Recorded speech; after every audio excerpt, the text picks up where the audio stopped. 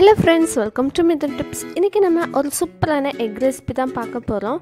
இது செய்யறதுக்கு பாத்தீங்கன்னா கம்மி நேரம் தான் தேவைப்படும். அதே போல கம்மி இன்கிரிடியன்ட்ஸும் தான் தேவைப்படும். ஆனா டேஸ்ட் பாத்தீங்கன்னா ரொம்பவே நல்லா இருக்கும். வாங்க எப்படி செய்யலாம்னு பார்க்கலாம். அதுக்கு முன்னாடி நம்ம சேனலை இன்னும் நீங்க சப்ஸ்கிரைப் பண்ணலனா மறக்காம சப்ஸ்கிரைப் பண்ணிக்கோங்க.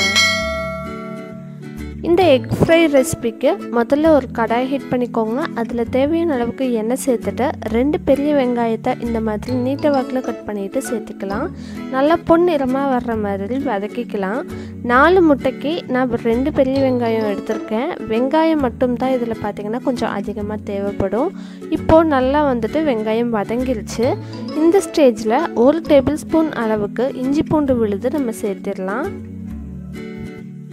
இஞ்சி பூண்டு விழுது சேர்க்கறதுனால இந்த எக் ஃப்ரை பார்த்திங்கன்னா ரொம்பவே வாசனையாகவும் இருக்கும், நல்ல ஒரு டேஸ்ட்டும் கொடுக்கும். இப்போது இந்த இஞ்சி பூண்டும் பார்த்திங்கன்னா வெங்காயத்தோடு சேர்ந்து நல்லா எண்ணெய் பிரிஞ்சு வர்ற அளவுக்கு வதக்கி விட்டுக்கலாம்.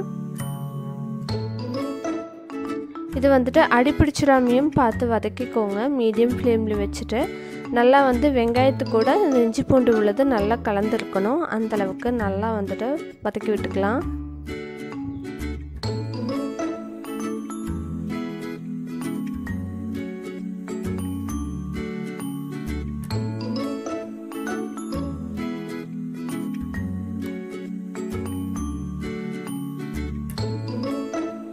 இப்போ பார்த்தீங்கன்னா நல்லா இஞ்சி பூண்டு விழுதும் வெங்காயமும் நல்லா மிக்ஸ் ஆயிடுச்சு. எண்ணெய் நல்லா பிரிஞ்சு வந்துருச்சு. இந்த ஸ்டேஜில் நம்ம எடுத்து வச்சிருக்கிற 4 முட்டையை அதில் ஊற்றிடலாம்.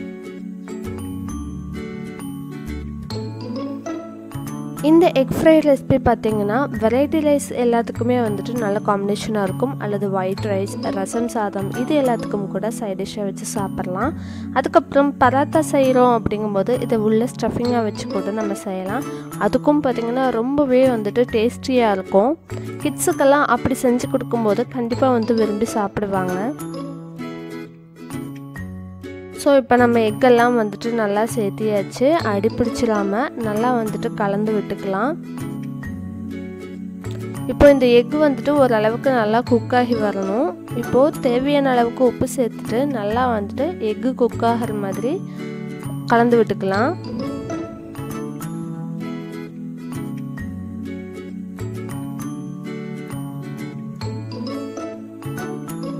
இந்த அளவுக்கு நல்லா எக் ஃப்ரை ஆனதுக்கப்புறமா 1/2 டீஸ்பூன் அளவுக்கு மல்லித்தூள் சேர்த்துக்கலாம். இது கூடவே இப்போது 1/2 டீஸ்பூன் அளவுக்கு நான் தனி மிளகாய் தூள் சேர்த்திக்கிறேன். நீங்கள் உங்கள் காரத்துக்கு தகுந்த மாதிரி சேர்த்திக்கோங்க. நம்ம இந்த எக் ஃப்ரையில் பார்த்திங்கன்னா காரத்துக்குன்னு தனியாக வேறு எதுவுமே சேர்த்திக்க போகிறது கிடையாது. இஞ்சி பூண்டு விழுது சேர்த்திருக்கோம். அதுக்கப்புறமா இப்போ மிளகாய் தூள் மட்டும்தான் சேர்த்திக்கிறோம். ஸோ உங்களுக்கு நல்லா ஸ்பைஸியாக வேணும் அப்படிங்கும்போது இன்னுமே நிறைய மிளகாய் தூள் சேர்த்திக்கலாம். ரொம்பவே டேஸ்டியாகவும் இருக்கும்.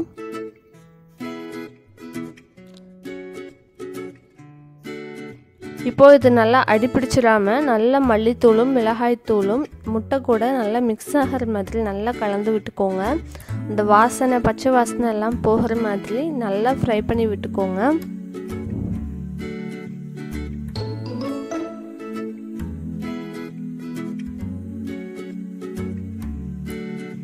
இப்போ இந்த எக் ஃப்ரை பார்த்திங்கன்னா நல்லா குக் ஆயிடுச்சு. இந்த மாதிரி கலரும் பார்த்திங்கன்னா நல்லா மிளகாய்த்தூள் எல்லாம் முட்டையில் மிக்ஸ் ஆனதுக்கப்புறமா இப்படி தான் சேஞ்ச் ஆயிரும். ஸோ இந்த எக் ஃப்ரை ரெசிபி பார்த்திங்கன்னா ரொம்ப சிம்பிள், ஆனால் ரொம்ப டேஸ்டியாக இருக்கும். கண்டிப்பாக உங்கள் வீட்டில் ட்ரை பண்ணி பாருங்கள். ஸோ ரொம்ப சிம்பிளான இந்த எக் ஃப்ரை ரெசிபி உங்கள் வீட்டில் ட்ரை பண்ணி பார்த்துட்டு எப்படி இருந்துச்சுன்னு சொல்லி கீழே கமெண்ட் பண்ணுங்கள். மறக்காமல் நம்ம சேனலை இன்னும் நீங்கள் சப்ஸ்கிரைப் பண்ணலைன்னா கீழே இருக்க ரெட் பட்டன் ப்ரெஸ் பண்ணிக்கோங்க. அப்படியே பக்கத்தில் இருக்க பெல் ஐக்கானும் ப்ரெஸ் பண்ணிக்கோங்க. தேங்க்ஸ் ஃபார் வாட்சிங்.